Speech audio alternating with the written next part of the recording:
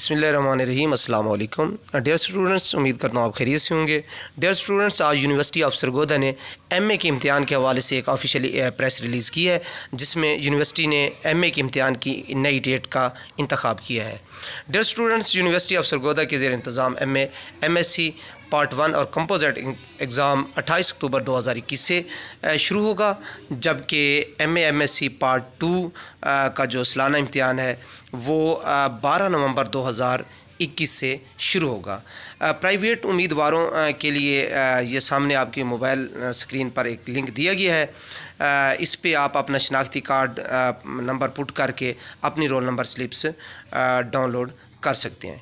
Dear students, आपको बताते चलें, जो रेगुलर लेड कॉलेज उम्मीदवार हैं उनकी रोल नंबर स्लिप्स उनके मुतलका कॉलेजों के प्रिंसिपल को इरसाल कर दी जाएंगे वक्त तक। मज़ीद बरा रोल नंबर स्लिप्स अपलोड होने के बाद प्राइवेट उम्मीदवारान को बज़रिया SMS और ईमेल भी इन्फॉर्म कर दिया जाएगा।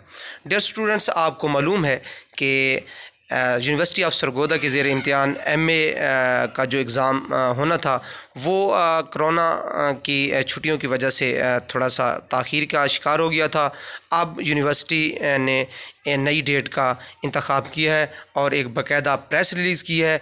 मैंने सोचा कि मैं अपने स्टूडेंट्स को इस न्यू ख़बर से आगाह कर दूं। तो अपना ढेर सारा ख्याल रखिएगा। अल्लाह निगहबान।